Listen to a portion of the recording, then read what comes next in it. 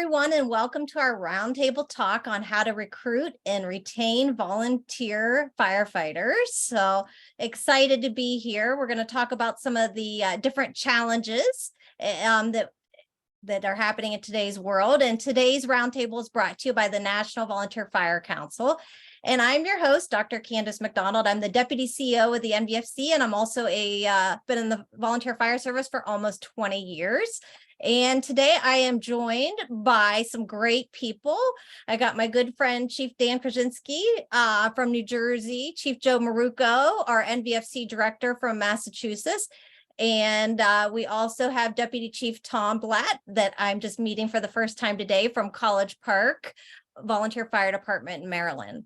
So for those of you who may not know, this week is National Volunteer Week. So thank you for all of you who are volunteering and dedicating your time. And it's the perfect time to have a conversation about attracting new volunteers to your department and making sure that they want to stick around and keep serving their community.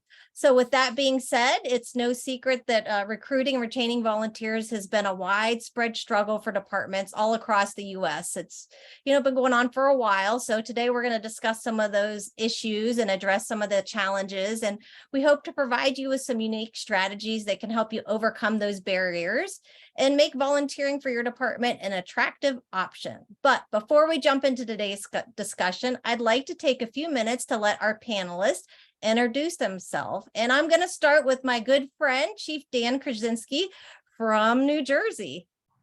Good afternoon, everyone. My name is Dan Krasinski. I'm Chief of the East Franklin Volunteer Fire Department for the past 23 years.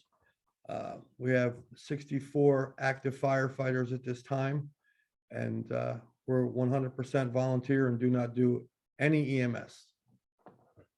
Thank you, Chief. And a really cool fact about the Chief's department is that when I did my dissertation on recruitment and retention, his department was one of the ones that I studied for best practices for retention. So he's got the numbers to back up what he's talking about. So next we'll move on to Chief Marucco. Yeah, hi. Chief Joe Marucco from West Barnstable, Massachusetts. We're a town of 3,200 people.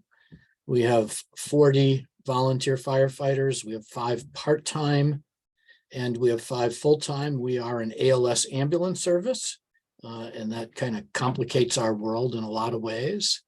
And I've been in the fire service for 46 years. It's a long time, Joe. It is too long in some ways. Well, we're glad to have you here, and we're so glad for everything that you do for the NVFC as well. So, and now we'll move on to our new friend, Deputy Chief Tom Platt. Good afternoon. My name is Tom Platt. I'm Deputy Chief of College Park, right outside Washington, D.C. in Maryland. We're kind of a unique fire department. So I started in my hometown of Island Heights, New Jersey in 2002. And after high school, joined College Park when I went to University of Maryland, like so many others. So we cover University of Maryland, the greater Prince George's County area. And we're part of a combination county fire department. So we have career staffing from 7 to 3 during the day. And then we staff the firehouse at all other times on nights and weekends. And we also have a live-in program that I'll talk about in a little bit that leverages the college students and our proximity to the university. Thanks. Well, great. Thanks for being here, Chief, and look forward to hearing your nuggets of knowledge that you have to offer with everybody. So thank you again for everybody being here. So today's discussion will last about an hour, depending on how many questions we receive. And I do have some questions already lined up to start the discussion, but we're also taking questions from all of you that are listening in. So make sure that you drop a comment and ask a question in the chat feature, and we'll try to answer that. And if we don't get those answered, we'll definitely follow up in our volunteer voices and post some answers there as well. So with that, let's start by taking a broad look at recruitment retention challenges that departments are currently facing. And Chief Marucco, I'm going to pick on you first. So can you tell us what you've been seeing in terms of why less people are volunteering with their local fire departments? What are you seeing as far as those trends? A lot.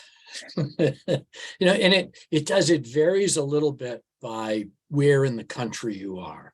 And there's no doubt my view of the world is very New England, but because I work with the NVFC, I get a chance to see a lot of parts of the country, but understand that what I'm going to tell you might not fit every corner of the world here. But they tend to fall into two zones: external pressures and internal pressures. And externally, there's economics, the gig economy, the way work scheduling has changed, the needs for income, housing prices, lack of affordable housing, and the shifting of where jobs are in our society. These kind of external factors are putting a lot of pressure on the small town fire service model. We're in my community, where 30% of the people who live here are over age 65, which is way out of whack with the demographics of the nation, and that's just growing. And as we shift towards that, housing prices are going up. The people, the key demographic that we need is moving away. They're moving to where the jobs are. We don't have a lot of full-time jobs with benefits here. The people that are here are working multiple part-time jobs. And that's kind of a big external factor. And it's not just a fire department problem. It's the whole, how does a town even function under those circumstances? And then there's internally, what are we doing to ourselves internally? And I've tended lately to see this in terms of what's your reputation in the community. If you have a bad reputation, nobody's going to join you. The 20-somethings and 30-somethings that still live in our communities, they'll want nothing to do with you if you have a bad reputation. If you don't treat people well, if it's a bunch of old guys sitting around complaining about young people, they're not going to join. All the old hazing games and all that crap, get rid of it. All the rules and regulations about, the hair and what shirt you wear and all that stuff. I find the younger generations will find something else to do. If they think we're wasting their time or we're playing games, we lose them. And we had a bad, I will tell you, this department had a bad reputation, and it took us 20 years to fix it. We were one of those places where if something caught fire, it burned down. We were cellar savers. Your 20-somethings today want nothing to do with an organization that doesn't meet the need. And that's an important piece of it. So I think what your reputation is and how you treat people and management and leadership issues are the internal issues that are really within the controls of the department that we need to focus on. So I'll throw that out there, and we'll see where we go. I think you made some great points there. I definitely think nobody wants to volunteer for an organization that has a bad reputation. I always say we have this Gumby doll effect. We're being pulled between work, between our home life and the volunteer fire service. So we're going all these ways. So something's got to give. And if the volunteer fire department is a bad organization, you're just going to throw your hands up and say, you know what? I don't need this. I don't even have time as it is. So I think that's a great point. So right. Well, I will tell you, and I've seen this over and over. Somebody will join, have a bad experience, they'll quit. The chief will say, they didn't want to do the training. They were worthless, or this or that. You'll talk to them and they'll tell you, hey, I get in there. They called me names. They treated me like crap. I want nothing to do with it. But they're telling everybody in the community how they were treated. right. And you're not going to recruit their friends, relatives, and neighbors if they're out there saying this stuff. And so you got to be careful how you treat people today. It's different than what it was. What was okay when I was 17 years old and joined, or 18 or 20 years old, is not okay today. And we can bemoan that all we want, but that's the reality on the ground that we have to deal with. So thinking about, and you mentioned that you've kind of shifted things within your departments. And I know you and I have talked offline before, you're always getting new applications for new people. And it's so exciting to hear that. So what advice would you give to those chiefs that are out there and they're trying to improve, whether it be building their reputation or changing the culture within their department? What advice would you give them to start making those cultural changes? It's a long, slow grind. You can't, it doesn't happen overnight. You got to kind of go at this one bite at a time. It starts at the top. You're the chief, the leadership of the department has to be on board with moving ahead. We use Facebook as a reputation building tool and a recruitment tool. I think we do well with it. But most of our people come to us through word of mouth. And that's the reality. So it's the people who were here, who have either gone on to other departments, and a lot of our people get sucked up into career departments around us. But they tell people, hey, this was a great experience. You should do it. You got to treat people well. And so I think how we treat people is the key. I think that's a great point. It all comes down to how we treat our internal stakeholders and taking care of them. And again, when the community is aware that you treat your people good, they want to get involved with you. They'll want to support you, which kind of takes us to Chief Krasinski. And I know that you have some specific strategies that you have implemented within your department that has really boosted your retention rates, and you have impressive retention rates. So, talk about why that is. What are you doing differently? I know what you're doing differently, and it is way different than a lot of other departments, but can you share that with our audience? Well, I think it starts, right when somebody walks into the firehouse and says, I want to be a firefighter. The process years ago at a lot of departments was, well, give us your name, we'll have somebody call you back. My process is, if Billy or Susie walk in the firehouse and they want to be firefighters, we meet every Thursday night. The election or the executive board and the officers meet and interview.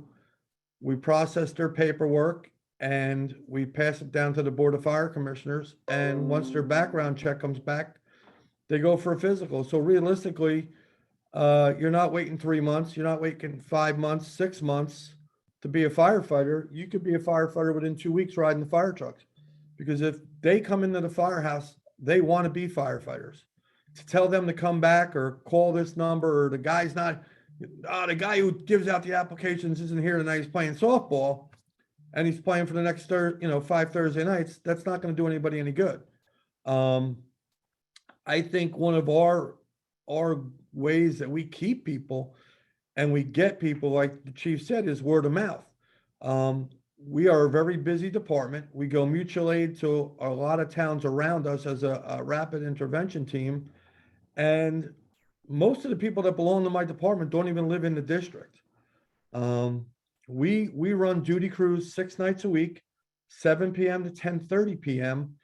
And each officer has their own duty crew, and they have their own kickball team. They have their own 7 or 8 firefighters, and they train 6 nights a week.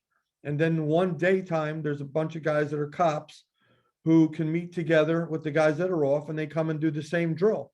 So, back in the day, if a new saw came in and there were 6 guys at the firehouse, and Joe will probably attest this, the saw went on the fire truck.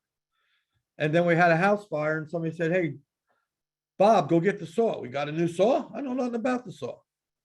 What we did is we implemented a process with our new equipment that we call it the watch commander's desk. We get a new saw. It sits on the watch commander's desk. My captain does a drill on the saw. And with an average of 7 to 15 people per night per duty crew, almost my entire department knows how to use that saw before it goes on the truck. And when you say, hey, go get the saw off of engine 27, 99% of the people know what you're talking about and where it is. And that's a big thing. We strive on family. We tell everybody there's one clique in this department and everybody belongs to it. And if you start your own clique, you won't belong here anymore because you're on probation for a year. And the guys that have been here for a couple of years and want to start their own club, that's fine. You can go golfing, you can go bowling, you can go snowboarding. It's not a clique. It's a brotherhood and a sisterhood, and everybody works together. Our big thing is, the ladies auxiliary and the membership. They run Halloween, they run Christmas, they run movie night. Friday night, Saturday nights, the members are down here with their wives and girlfriends with their kids. The kids are playing in the hall. If the hall is not rented, there's bicycles here for the kids, big wheels. You know, one of the other things is that we do is we don't want it to cost anything for you to belong here. You join here, we don't want a dime to come out of your pocket. We have soda here, we have popcorn, we buy ice cream once a month and fill the freezer. And it's just a way for you, even on a Saturday night, to get out and take a ride and stop at the firehouse and hang out and be with the guys and girls. You're out of the house, but the wives are talking, the girlfriends are talking. And that's what, you know, some of the things we do. And I think that's what benefits us from others. You know. I would have to agree. You know, when I visited your department, I've been out there a few times, and the one time you said, bring your gear, and it was a Friday night, and you're like, we're doing a Friday night training. I'm like, what, Friday night? And there was like 20 some people, and just talking to the people that you had there on that Friday night, they said it was easier for them to come on a Friday night when they didn't have to get up for work in the morning the next day. Yeah. And the other thing that was, you know, I think that you've done with your department, you mentioned the movie thing, is that with all the families coming together and watching movies, if the tones drop, those significant others aren't there by themselves at home. They're with other people. So they're having that camaraderie themselves. Well, and you know, some of the other things we do is, you know, we're very close to Rutgers University. So we get the Rutgers students that are already firemen someplace else. You know, they're a fireman in some part of New Jersey or New York. And we open the door to them. We give them free computer use. They use the computer. We bought a washer and a dryer. So they're doing their laundry in the firehouse instead of being at the library. They are in the firehouse when the alarm goes off so they can get on the truck while they're doing their homework. You know, our thing is we want you to come here and be a fireman. So we have the commissioners give us recruitment and retention money. We buy Class B uniforms, t-shirts, baseball hats for everybody that joins. It shouldn't cost you anything to be a volunteer firefighter. I mean, that's the thing. And that's what we kind of push off of. You know, we've had 35 people since I've been chief that have been under me that have gone to career firefighters, whether it's the city of New Brunswick, Washington, D.C., Allentown, Jersey City, big cities have been picked up because we train and train and train. And these guys, when they go to take their test, they're ahead of everybody. They're not the kid who decided to be a fireman because it looked like a good idea to apply for being a fireman to take a state test. They come out 100 at the test and they don't know how to use a Phillips head screwdriver or not even know what one looks like. You know, they come here to learn to be firemen and they excel. The city of New Brunswick, their last class that just started 2 months ago, took 3 East Franklin firefighters from our roles that were members within the last 5 years that applied and took the test and passed and did things. And we have a very good relationship with a paid department, which is kind of odd for, you know, some big places. There's a yellow line down the road. They don't talk to them. They don't use them. They don't want to know nothing. We're very, very close with the city of New Brunswick. So I think those relationships are so important. And speaking of relationships, and I know that Chief, that both you and Chief Maruco and we'll hear from Chief Platt here in a little bit, is that you have a lot of diversity within your department with females. I've met the females on your departments through different trainings or being at your organization. And we know that women in the fire service, especially, you know, make up about 10%. It's still low, but we know women have a heart for volunteering. And so thinking about, you know, you guys have recruited and you've retained women. What can departments do to be more inclusive to women volunteers and make it worthwhile for them to stick around? And so Chief Maruco, I'll start with you on this. I'm not sure I have an answer for you. You know, I've always said this was an area that we struggle with. And yet we probably hover around 20% women in our department. Which is higher than the national average. It is. It drops, it goes up and down like everything else. Yeah. You know, like as with Dan, we see our people being hired by our neighbors and we have very close relationship with our surrounding career departments. We're on a lot of the first alarm assignments in the neighboring communities. But and I think it's just that we've always, or in the last decade or so, treated women the same as we treat everybody else. I don't think we do anything too special. I think that just the word gets out that if you join us, you get to be part of the crew. You're not a separate group. You're not treated any differently. We don't play those games that would, I think, make women feel uncomfortable here.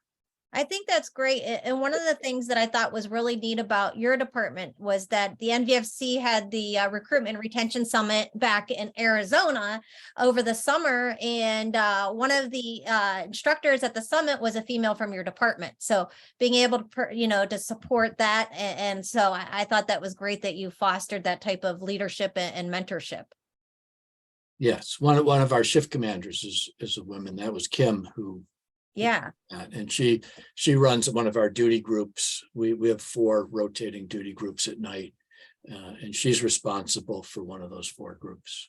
Yeah. So I think that speaks volumes. And Chief Krasinski or Chief Platt, how are you guys closing that minority gap?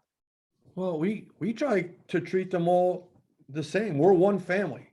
So, we had back probably 4 years ago, we had 8 female firefighters that were all close, and they became friends and a bond. And what was crazy is that, they came to me and they're like, listen, we're going to start doing midnight duty crew. We're like, okay. And they're like, we want the bunk room. And I'm like, okay, the problem with that was, where am I going to, I had to figure something out to work all the way around, because we only have 4 beds, 4 bunk, 2 double bunk beds. So we compromised with them, and we went out and we bought blankets and 6 air mattresses, and we gave them the meeting room, and we put locks on the inside. Only when they were in here, they would, if they got changed or dressed, they could, lock themselves in here to get their sweatpants on and stuff to sleep. But, over time they were done with Rutgers and they moved on and they joined other departments. But, we had them, and it was pretty cool to, a fire truck to show up 2:00 in the morning with, one guy driving and 4 female firefighters go off the truck, and the residents looking like, wow, how's this happen? And it happens. Right now, we have 2 female firefighters, are both active. One's a police officer and the other one's an EMT. And they're very active. And, they get their friends to come down, and they hang out with their friends. Like the guys bring the guys, they bring their friends. And, the golden rule is stay friends. Let everybody be friends. It makes life less stressful. Yeah. So I think I see a theme between the two of you, and one, it goes back to just being respectful and creating an environment where people can succeed. And speaking of creating an environment, I want to kind of shift things over to, and Dan, you mentioned about the sleeping there. That kind of reminds me of the live-in program. So, and we know Chief Platt's department offers a live-in program. And in fact, he actually participated in that live-in program while he was obtaining his degree. So I'd like to talk to him about what his experience was with the live-in program, and, what we can learn from offering such a thing. Sure, thank you. So I was, yes, I was fortunate enough to live at College Park while I attended obtained my degree at the University of Maryland. It's actually unique because I started on campus. So I lived in a freshman dorm, then I lived in a fraternity house, then I moved into the firehouse. So I got kind of all 3 college experiences. Of the 3, far and wide, firehouse was the best. It's where I stayed through graduation, and here 15 years later, I'm still poking around. So fantastic experience. Like I kind of mentioned before, we are part of a combination department. So we have day work staffing. The county has different models. Some stations are 24/7 staffed by career firefighters. And EMTs, we're fire and EMS. Others are 100% volunteer around the clock, but we don't do home response. So it's the station's staffed, whether you have career staffing or volunteer staffing. And I see some other county stations in the chat here. So shout out to them as well. So how we operate, we have 7 to 3 career staffing, and we start on shift at 3:00. So 3 o'clock till 7 the next morning, and then all weekend. We typically split it up between 2 shifts. So the live-ins, it's scalable. So we can house up to 24 permanent live-ins, and then we have a separate bunk room that we can accommodate almost probably 20 non-live-ins. So people like myself that come in and staff overnight that don't live there. But the live-ins ensure minimum staffing. So that's their reimbursement for room and board. So they're there for free. They get the college experience. And they're basically on call for 2 nights on, 2 nights off. And then there's coverages, swaps, things like that if they have school or other obligations. So that gives those 2 days off every other, alternating, gives them time off. They can go out, they can live college lives. But everybody has to be a full-time student. So that's what also makes it conducive, but also fun, is everybody there is in the same situation. And it forces respect for people's time and privacy and time to get schoolwork done, but also puts everybody in the same age range, in the same maturity and mental capacity, and wanting to have fun. So it's a blast.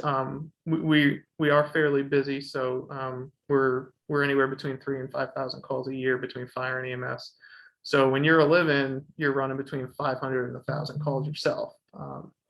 So you rarely miss a fire, and you just capture a lot of experience in a short amount of time. We keep people from anywhere between 2 and 4 years. So it's a blast. It was a blast for me, my personal experience. So many of our future career paths are influenced by College Park alumni.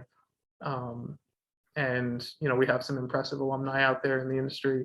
I can say that my own career path in fire protection engineering is where it is because of that affiliation as well. So the time living in was a blast, but we often say that that we're most proud of. We want you to succeed, and we're most proud of you for what you go on to do after, because you're successful in school, not just what you did for us while you were here. So that was kind of my experience. And the older you get, the more you realize that you only get a very short period of time in your life to do that. And it goes quickly. I love that. It sounds like it's given you a great foundation. And you touched on something, you mentioned something that I want to kind of drive this point home, because I know, I've talked with the other chiefs, and it goes back to about that time. I heard you say you gave those students time to live life. And one of the things that we know how important is that work-life volunteer balance. And that goes to when we're doing our trainings or whatever, start on time, end on time, respect your members' time, because they do have lives outside of the fire service, and to encourage that. I know that the chief from New Jersey requires a certain number of duty hours a week, and that's it. They give it, they're done, they meet their hours, and they're good. So I think that what you mentioned about that balance is just so important. And I guess thinking now that you're as a chief, Chief Platt, what advice can you offer departments that are interested in starting a live-in department? Certainly. So I have a couple notes that I just want to touch on, and I think it's important because it's not as easy as just setting up some beds and now giving people a permanent residence. There needs to be all the expectations. There needs to be that dialogue, things like that. So I'll quickly start by just outlining DC area. Some of the people in the chat, similar to the other chiefs on the call, that have mentioned the duty crew concept. So there's kind of 2 models for staffing your station around the clock in the DC area. There's duty crews, which are more conducive for people that, a lot of people that live in the community. And then there's live-ins. So College Park, not many people come from the city of College Park that volunteer there. I'm from New Jersey. There's a lot from New Jersey, New York, other places in Maryland, Virginia, Pennsylvania, et cetera. So that's not to say that that you can't have a live-in program in a community-based firehouse either. So you can either start with the duty crew concept where everybody lives at their own house, but like Chief Krasinski said, maybe you do a sleep-in, you set up sleeping accommodations, and you have your Monday night crew, your Tuesday night crew, your Wednesday night crew, anywhere between 4 and 10 people. And that's their crew. And they come in and they might be there 6 p.m. to 6 a.m. and do the same thing that the chief mentioned. You cook dinner together, you do all the things that a career crew would do on their shift. You just do it once a week, and it builds camaraderie. It ups your operational proficiency because you're training more often with the same people, you're riding with the same people, you're going to be a well-oiled machine that way. Now you go to a full-time live-in program, that's going to create some really good benefits and a couple unique considerations as far as the dynamic of your membership, because now you're going to have people that are going to be there all the time, and you're going to have people that, but if you don't do it correctly, might feel unneeded or unwanted or falling behind.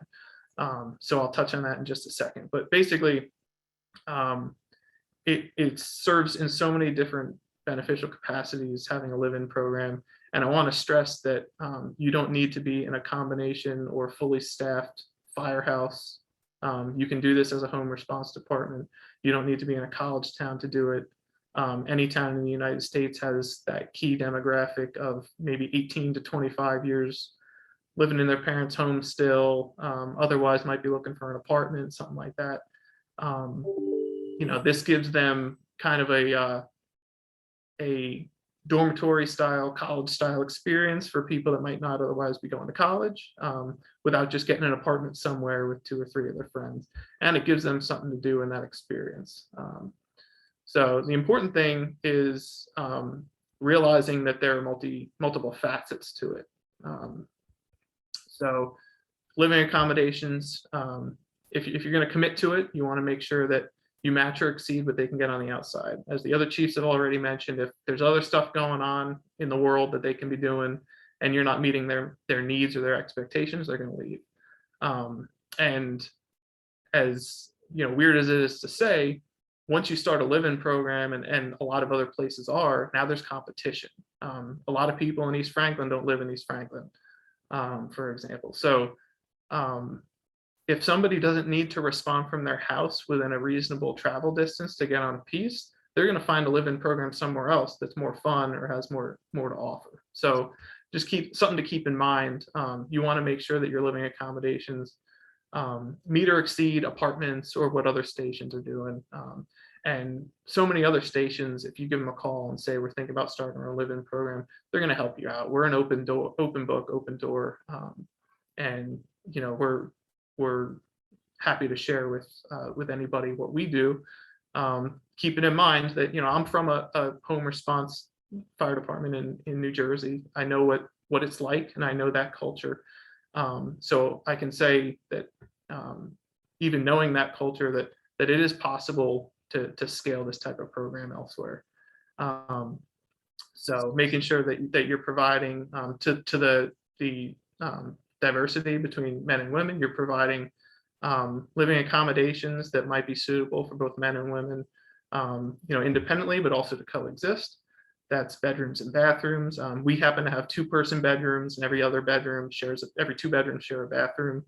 And any of those at any point in time can be men or women, but the 2 bedrooms sharing a bathroom have to be the same gender. So if we have 24 men living in, they're all men. Right now, we're pretty much an even split, 50-50. So we have a bunch of rooms. One of the room that I lived in when I was there, that was four males in the 2 rooms sharing a bathroom, are now all females. So it's scalable in that capacity.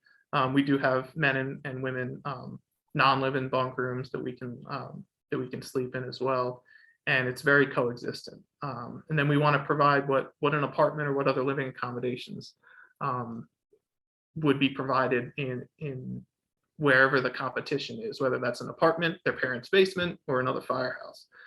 So a TV hangout area, dedicated refrigerator and food storage, a workout area, a study area, and what that entails, and anything else that might make sense. You might want to budget a house fund, so you're providing what they might share, so condiments, paper goods, things like that, coffee filters, an outdoor barbecue area. Give them some autonomy to decorate the firehouse a little bit, put up fire pictures or whatever the case may be, make it feel more like a home or more like a cultured traditional firehouse. And then actually adapt to times too. So in my time at College Park, what I mean by that is we've renovated the kitchen twice and we moved the gym 3 times. And that's not because they were in the wrong places at the first time. But we used to have a big lounge with plenty of couches. We'd have 20 or 30 people packed in on Friday nights watching a movie. That was before everybody had a TV in their room and a TV on their phone and TVs in the kitchen and the watch desk. So now people have more opportunities and more devices for entertainment that we're not seeing those large groups anymore. So our gym, which had started out in a smaller room upstairs, we moved into the lounge because that was what the live-ins wanted. We saw the demand for the gym increasing. We tripled the size and the equipment of the gym. We put it closer to the apparatus bay so that they're closer for calls. And we were able to move some other things around. The other thing was computers. We used to have a study room, a huge study room with computers. Now everybody has their own laptop. They don't need a huge study room with computers. They need a conference room table to do small group study. So just be flexible enough to evolve over time and don't view change as a failure. View change, if it worked for 5 years, view it as a success. And then operationally, you want to make sure that you're committing to an aggressive training regimen as well. So again, with that competition, you can't bring people in the door and then just have your 1 night a week drill night anymore. You need to have some kind of program that at least gives them opportunity to train, to get out there and advance in their skills and their abilities, become drivers, become officers, give them opportunities and budget for going to classes, FDIC, these conferences, things like that, and continue advancing, because they're going to want to get on the fire trucks and pull lines and do all this stuff, but you can't do the same drill every day. So having a structured training plan in mind, particularly for that younger group that might not have so much experience, to get them not only checked off and then plateau, but checked off and then onto the next thing and onto the next thing. And what that does is, as you have the same live-ins, say you have 4 or 6 live-ins, and you have all these other members that have families and are older living in the community that can only do 1 day a week, it gives them the opportunity to stay needed and relevant by coming in to train those live-ins over time. We're fortunate enough to kind of have a revolving door that every year we always have 4 or 6 new people as people come in. We lose, unfortunately, 4 or 6 people as they graduate. But people like me, it's Groundhog's Day. Every year I'm training new people on the exact same, engine driver evolutions or ladder truck evolutions. But to me, it's just Groundhog's Day. It's the same thing, but to them, it's the first time they're ever seeing it. And you obviously evolve that to your operational SOPs and things like that. But it keeps those of us that are not living in, that are a little bit disconnected or not in as often, still relevant, still needed coming in and whatnot. And it meets those expectations that the live-ins need. But having it written down and formalized as a probationary training program, a driver training program, a unit officer training program, and then beyond, even a command officer training program. You can have that all documented. It doesn't need to be checklists, but it could just be, these are some books you have to read. These are some skills we have to do. Now with the evolution of computers, you can have command simulators, watch YouTube videos, create training bulletins, things like that. And then probably most importantly, sorry if I'm going a little long, but most importantly is setting expectations for everybody. So it's going to be a very weird dynamic, especially if you start, between the live-ins and the locals. It could be very easy for the live-ins to feel very entitled. They're there all the time. They're putting in all this work.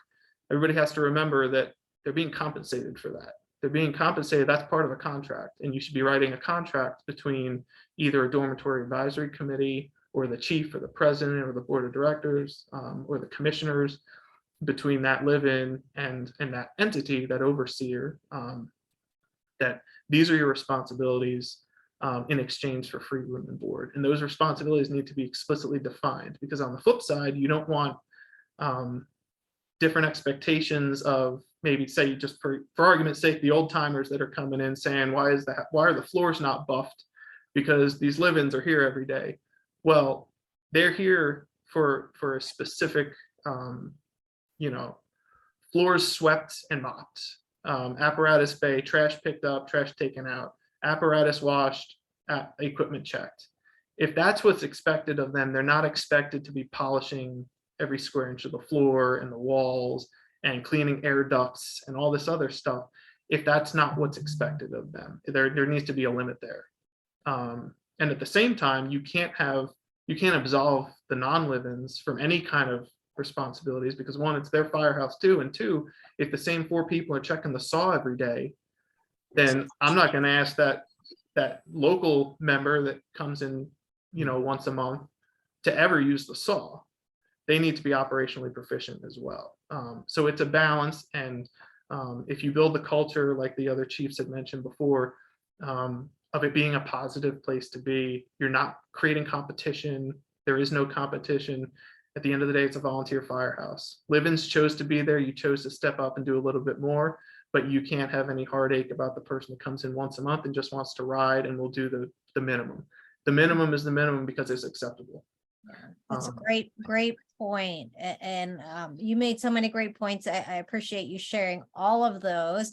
And I think a lot of the points you made is going to take us to, we have a lot of questions. So I think what I'd like to do is kind of do like a round robin. So kind of those quick answers so that we can try to catch some of these questions. So we'll start with this question first. And it is, if we're forced to choose, which comes first? Recruiting or retention? And those who know me knows that I am team retention, because if you don't do retention, then you're wasting your money by doing recruitment campaigns. So Chief Marucco, what are you, team retention or recruitment, and why? Well, in my world, I'm recruitment, because I lose so many people to the career departments around me. You know that. Last year, 17 of my 40 volunteers were hired for full-time positions by the career departments that surround us. We're the last volunteer fire company in the county. And it's just, so I have to recruit 20 new people and train them every year. Okay. But they join, they're out there. I get twice as many applications as I can fill. I love that. Chief Krasinski. I think it's same way with us. We lose a lot of people, and my college students are only here for 2 to 3 years. And, I have to constantly recruit. We have the people that are staying. Yeah. But I got to keep recruiting, because the guy that stopped in because he works at an auto body shop, he's not leaving in 4 years. He's going to be here, and we keep plugging away to keep them. So, yeah. Great answer. Chief Platt. Yeah, we're 50-50. Obviously we have big turnover. But if we don't have the people to train them or drive them, right now we have no live-in drivers. So that happens occasionally, as we have an outflux of the drivers and officers that graduate and move out, and we have a younger live-in membership. If there's no one to drive them because we didn't retain anybody, they have no apparatus to ride, they're going to go elsewhere. So it's definitely a balance, and one can't be overlooked on behalf of the other. Great answer. And speaking of retention and recognition type of things, the next question is, if looking at swag items, those motivational items, is there anything that you found that's been beneficial for retention? So Chief Marucco? Not really. You do them because, T-shirts and things, we give them out. Everybody gets them here. I think but I don't think it has any long-term impact on whether people are going to stay here. Okay. Chief Krasinski? Yeah, this past year, we gave everybody the chore denim jacket, which was a big hit, and guys were showing up, in the middle of the night just so they could wear their jacket. So, yeah, I mean, like the chief said, the T-shirts are the T-shirts, that's so. My biggest thing is, and this, Candace, is if you look the part, dress the part, act the part, people will respect you more than just a guy wearing great, getting off the truck. And we don't have a problem with the guys going to the supermarket and getting their dinner for the duty crew from 7 to 10:30. They came here to ride the fire truck. When I was 7 years old, I went to the firehouse to sit in the fire truck until I was 18. The people, when they join at 18 years old or 16, don't want to come to the firehouse and look at the fire trucks. They want to go on the fire truck, whether it's their call or not. They go in local service, and do street familiarization, even though that driver's been down that street 1,000 times. The guys and girls in the back may never have been down that street. And, that's wearing your jacket and your hat to us makes a little bit of a difference. Yeah, that's big. We broke down all those rules that used to hold everything back here. Our duty crews, we have 4 duty crews that rotate. And our volunteers come in, they have dinner together, but they're out training on their own. They're driving the trucks at night. They're out doing their own thing. They're not calling me for permission. I don't know what they're doing it on their own. And I think that's a critical piece of the puzzle. And the research shows that there is pride in looking the part. You take pride in that when you're wearing the uniform and you're being issued that uniform. It's that sense of pride. So I think that's important. And Chief Platt, we know your live-in program is a big retention and attraction thing, but what else? Is there any other things that you can think of that you found that are motivational factors for retention? So we do some swag as well. The jackets at when somebody comes off probation and things like that. We do a lot of awards. But kind of I don't know if it answers your question, but to Chief Krasinski's point, people want to ride calls. No matter how much stuff you can give people, they want to be on the road. They want to run calls. So maybe a better investment. We happen to be fortunate that we're in the metropolitan DC area. We're all one big, essentially dispatches one big fire department between county and county and all over. We have no control over who comes to our fires and vice versa. If you do, forge those relationships, break down those barriers, try to create box alarm systems or whatever that get you responding further, go into more fires, more calls with other agencies. Because if you're a small town and you run 200 calls a year and you're relying on the calls within your town, and it could go weeks without running a call, no matter how much training and stuff you're doing driving around town, if you're not running the calls, then you risk losing people as well. Yeah, absolutely. That's great points. And so our next question is, do your volunteers receive a per diem for runs? And I can say at my department, I'm in a department in rural Ohio, nobody receives a per diem at all. Not the chief, none of our officers work zip. So Chief Maruco? We do everything. So we have volunteers who are completely unpaid in the classic sense. And then after they've reached a certain stage in their training and experience level, they do get a per call stipend of $20. So they go to a call, they get $20. And we have 5 part-time firefighters who would be the equivalents of paid on call firefighters, but they work day shifts.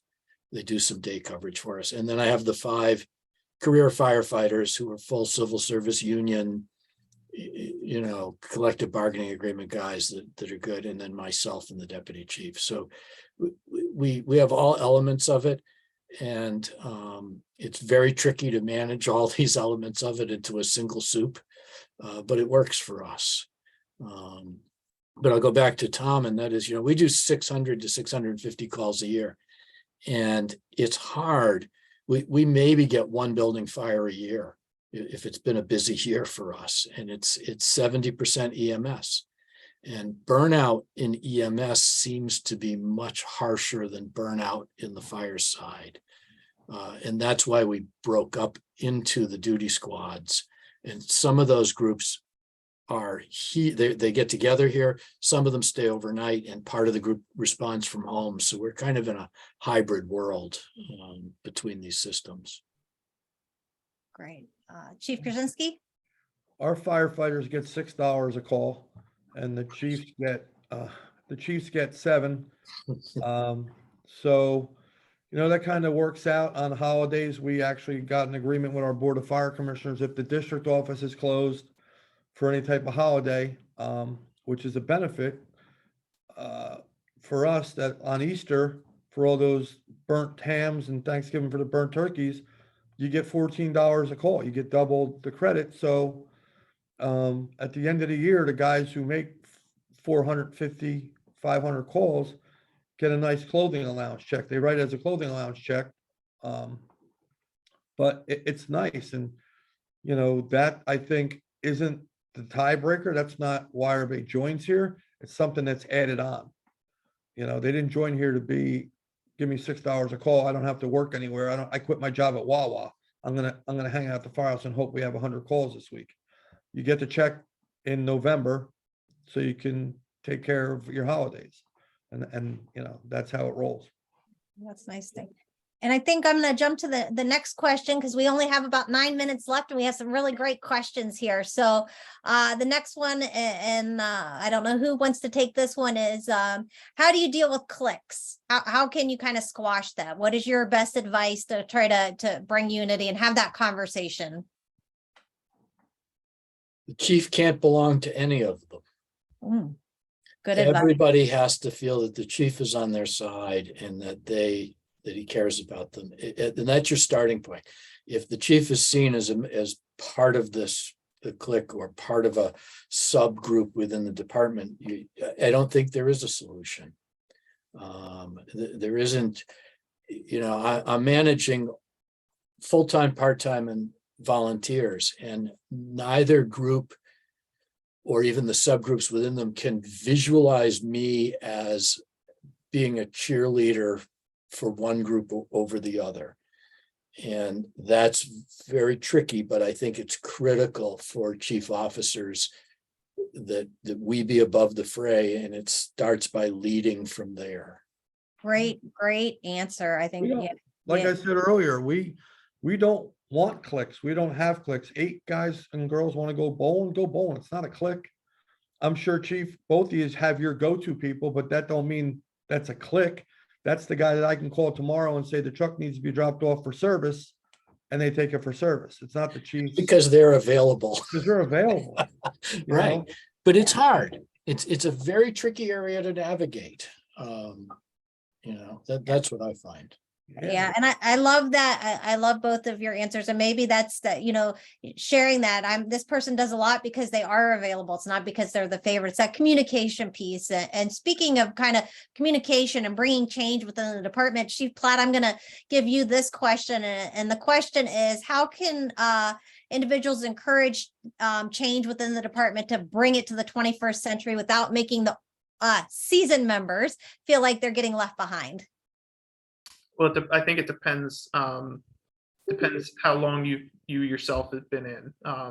You need to give respect for your organization. Your organization has a lot of traditions that come in. Even College Park has a lot of traditions, despite the fact that we have high turnover. And you can't come in guns blazing trying to change anything right off the bat. But show respect, compromise that you don't need to change everything. But if you have ideas for bringing things forward, show how it could benefit the organization and get buy-in. I mean, that goes both ways. If you're a firefighter, a fairly new firefighter, and you have ideas, you need to get buy-in from the officers, and vice versa. Everything the officers and the chiefs do need to get buy-in from the members as well. You're never going to have a consensus, but if you have buy-in that you're looking at this from the betterment, the best for the organization and not yourself, and you've appreciated and done your research on why your organization does things a certain way, you're more likely to get buy-in that way. I think, Tom, you said something before that kind of made me laugh. YouTube, you said YouTube. Sometimes YouTube's not the greatest thing, but what makes me laugh is, back years ago, you went to the fire college, you came home and you wanted to change stuff, and the chief and the deputy chief were like, yeah, whatever. You learned that because that's what they do back home. And now I got guys come up to me, hey, I got this really cool bumper line. It's going to work great. Can we try it? 10 years ago, I said, no. Now I go, go ahead and do it. Mm-hmm. Do it. And then when we go out to a car fire and the hose is twisted in a big knot on Easton Avenue, and I have to take another pre-connect, it did 2 things. I let them try, but now we're going to go back to the way it used to be because it doesn't always work. Some things do work, but some things don't. And the other thing we found out with these special hose lays named after everybody all over the world is that the 4 guys that packed it on the truck aren't at that car fire, that house fire. So you know what? It gets packed the old way because Tuesday night's duty crew packed it like that because they saw it on YouTube and I gave them permission. And Wednesday we have a car fire and none of them are there. It's getting packed back the way it was on Monday night until they teach everybody how to do it. And if it works, it works. But You know, some of these things these people catch off of YouTube are like, was anybody even thinking before they posted it? But I love that you give folks the opportunity to try and implement and try it out. So It's easier for me to do that than to fight with them. yeah, I think Mhm. that's, yeah. And we only have about 4 minutes left. And so I'm gonna go with one last question. I think this is an important question. And this person writes, I'm from a very small town, volunteer fire. Our biggest issue is that some want to join for the title, but forget about the responsibilities and extras that are involved. We also get the ones that don't realize there's training involved and time commitments. How do you overcome these obstacles up front at the gates? And Chief Krasinski, I'll start with you on that one. Well, we have mandatory training. And if you don't follow the mandatory training, you don't get your physical, you don't do your mass fit test, you don't do bloodborne pathogens, right to know, and all the stuff that's mandated. You lose your money that you accrued, and you don't ride the fire truck, and your locker gets locked.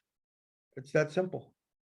Okay, It's just that simple. And you can't be, join the fire department and not even have fire one and think you're going to be a leader.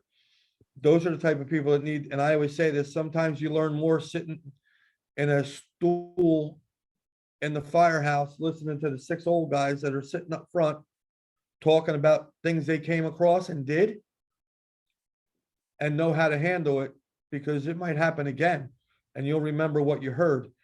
And the training's the biggest thing. You got to be trained, but you also have to follow the rules. And we've had people, didn't follow the rules and they got their locker locked and they lost their money. And you let them know, because I have seen it, and you give it that those expectations are written and right up front, like they are Right up black front. and white. You give them to them like right when they're applying. When you apply, you're told you need to do 1 duty crew a week from 7 to 10:30.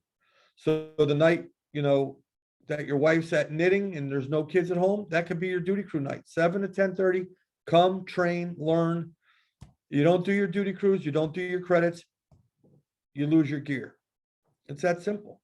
We don't have any, guys that show up for a working house fire and you haven't seen them for 9 months. They're on somebody's duty crew because they have to do it. We have a credit system. You don't do your credits, you get thrown out. A lot of people don't do that. It's simple.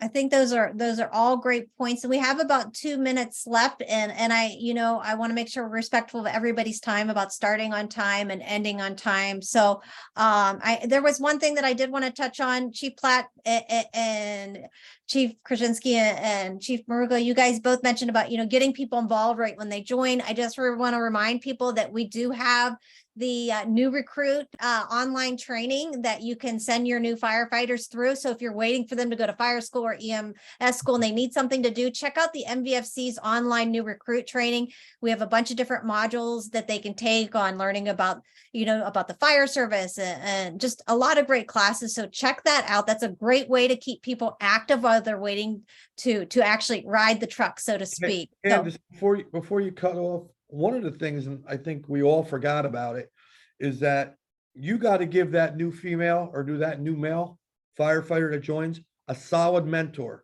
somebody whose heart's in the fire company, who says, you know what, I'm going to be there every Tuesday night. I'll expect to see you every Tuesday night, and get them in the motion of being there every Tuesday or every Wednesday.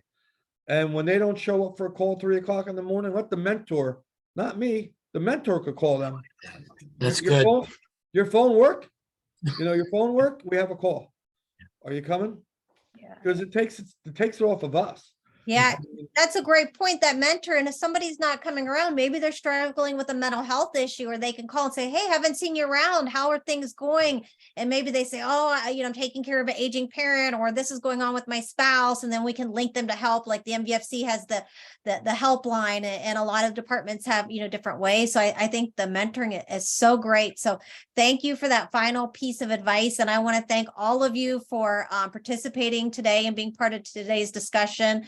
And again, just a reminder, the MVFC is the leading nonprofit membership association representing the volunteer fire service. We are the voice of the volunteers. We are here for you. Be sure to check out all the free resources that we provide, training, advocacy, everything that's out there. And, again, get involved. We have our training summit coming up in June. We have stipends where you can attend for free. So apply for those stipends, attend. It'll give you the opportunity to network with great people like Chief Maruka and all the other great people that'll be there. So with that, again, I want to thank everybody for participating. Check out our classroom, and don't forget about our Make Me a Firefighter campaign at makemeafirefighter.org.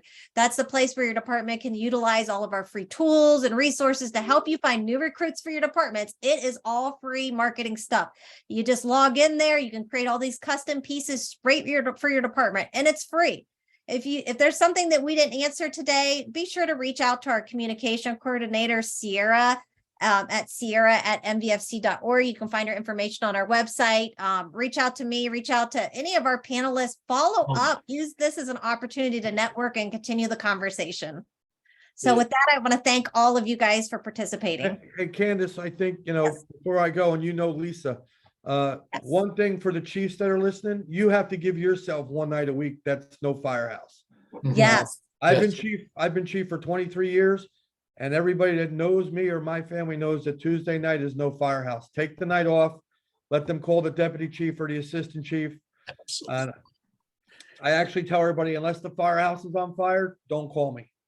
I need time to be with my wife, my grandkids, my daughters, whatever. That is so important, self-care, and not only just the chiefs, but just even our firefighters that are responding and the ones that are always your go-to people and doing everything. Everybody needs to schedule that self-care and that time away with their loved ones. It's so important for our mental health. So thank you for that, for putting that out, and give my best and my love to Lisa, your lovely wife. So thank you. And with that, we'll go ahead and sign off. And thank you again, everybody, for participating, and hope to see you next time.